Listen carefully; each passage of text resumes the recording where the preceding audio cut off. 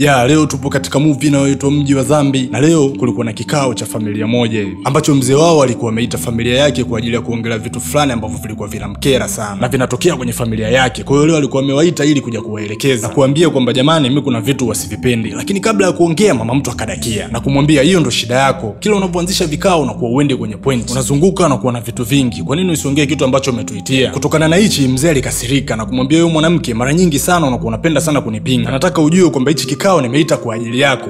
Mama mtu akashangaa, umeita kwa ajili yangu? Mzee akamwambia ndio, sikia, mimi sipendezwi na hiyo tabia yako kwamba wewe ni mtu mzima lakini kila siku unahangaika na wanaume mtaani. Hivi unakuwa unatafuta nini? Bi mkubwa akashangaa, mimi? Mzee akamwambia wewe ndio, kwani nani? Mtoto wa kike yule mama akaingilia kati na kumwambia mzee, wewe kwa nini hivyo vitu havikufurahishi? Akaja chini yake akampandia juu Izeni na kumwambia wewe mdada, hivi una akili timamu? Unaongeaje na mzee kama hivyo? Kwa nini kila siku unapendaga kutokuwa na adabu? Izeni naye akarudisha majibu kwamba wewe ndo una adabu na ni mjinga kwa sababu huwezi kumuona mzee anamtukana mama alafu ukaona raha. Agini akaingilia kati na kumwambia Izeni, wewe mara nyingi sana unakuwa una adabu. Mzee ameongea na wewe au ni kitu chako kibovu ndio kinachokufanya unakuwa na utovu wa nidhamu? Utaongeaje na mzee wakati haja kuongelesha? Mzee anaongea na mama, wewe unakuja unadakia. Hizo ndio heshima gani? Mama mtu akaingilia kati na kuambia nyinyi nyamazeni, huyu mimi ni mtoto wangu na ananitetea, lakini nyinyi watoto wawili ndio hamna adabu. Mnakuwa kama sio wanangu. Chini akataka kujitetea akamwambia nyamaza nitakukanda kofi. Agini akamtuliza mama yake. Mama mtu akamwambia usinitulize ng'ombe. Izeni akarudi akamwambia mama, sikiliza, wewe usipoteze muda na hawa vichaa, achana nao. Akarudi kwa baba yake, sasa baba, mimi nina swali moja kwa ajili yako. Mama mtu akadakia mpe vitu. Akamwambia sisi sote tunajua kwamba tayari mzee wewe umeshazeeka. Sasa nini unachokitafuta kwenye kiuno cha mama? Watu wakashangaa,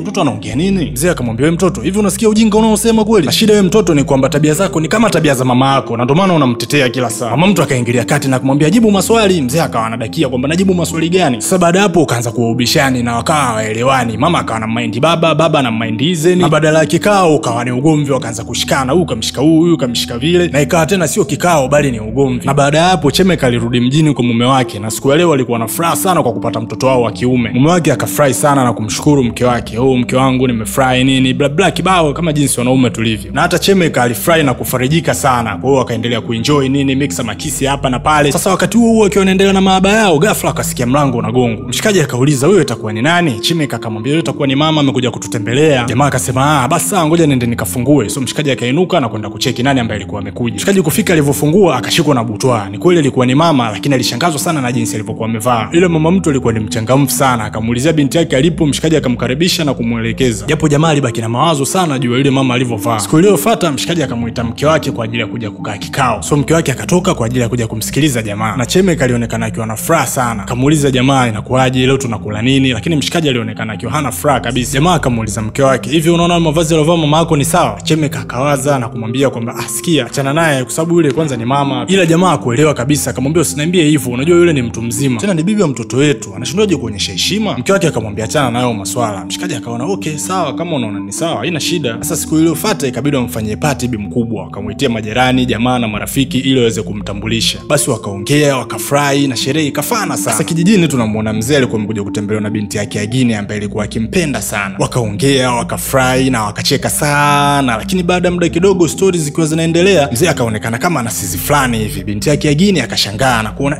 mzee inakuaje? Mbona kama unalala hivi? Lakini mzee aliishiwa nguvu na kupiga chini kabisa. So binti yake akapiga kelele kwa majirani na ikabidi atoke ili kwenda kutafuta msaada. Lakini mjini tunamuona mke yule mzee akiwa amewasha muziki, anacheza, anakula mtungi, yani anafurahia furaha kama zote si uko town bwana. Sasa mkoyo na mwanae wakashangazwa na hichi kitendo. So ikabidi washuke ili kuja kucheki kuna nini. Ile kufika tu jamaa akazima muziki. Bi mkubwa akashangaa, ndo unafanyaje sasa? Mshikaji akaanza kumpanga, mama uone kama une usiku na muziki umefungua kwa sauti kubwa. Lakini bi mkubwa akaonesha kutokuelewa, akawauliza kwa hiyo na maana mimi kukaa kwenye nyumba yenu ndo nishindwe kuenjoy? Akamwambia hapana, sisi tumekwambia tu kwa sababu pia unajua sisi tuna mtoto mdogo, unaweza ukamwamsha. Bi mkubwa akamwambia nisikilizeni yenyewe, naomba msiniletee unyonge, kama mmenichoka niambieni nirudi zangu kwetu. Kule yenyewe naweza nikanywa na nikacheza vile vile. Baada ya hapo jamaa akaona hii sio noma. Akamwambia basi kama unaona sawa unaweza ukaendelea. Mshikaji akaeka remote chini akaenda zake kulala. Bi mkubwa akashukuru, akachukua remote na kuendelea kupiga zake midundo. Mambo yanazidi kuwa pambe. Sasa huko kijijini Izeni anakuja na wachungaji kwa baba yake ili kuja kumuombea. Fika wachungaji wakaeka pale ibada ya maombi, wakampigia maombi kama yote, mwisho wakamwagia na maji ya upako. Mara mzee akaamka na wenge kama lote. Mtoto wake akashukuru na kumwambia mzee, pole sana, hili limenishtua sana, lakini usijali baba, utakaa sawa. Sasa huko tunamuona Agini akiwa ametoka kutoa penzi kwenye boma. Huyu ndio yule binti alikuwa akimtetea sana mama yake kutokana na tabia za ajabu, ambaye naye mwenyewe kazi zake ni hizo hizo za kujiuza. Sasa leo alikuwa amepata mteja, na baada ya kutoa huduma akawa anasikilizia maokoto. Jamaa akachambua nini, akampa mikundu yake miwili mitatu.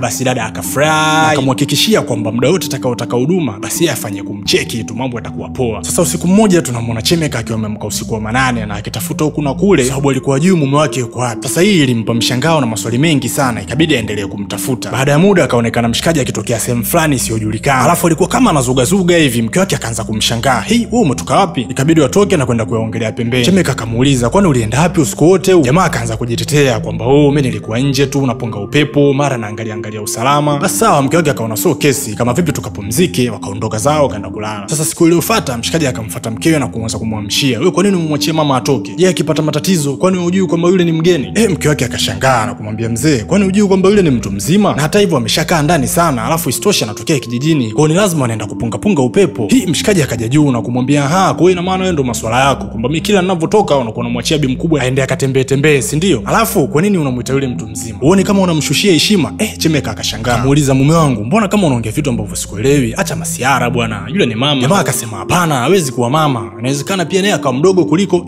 Chemeka akashangaa na kumwambia kwamba unataka kusemaje? Yaani kwamba yeye mdogo kuliko mimi?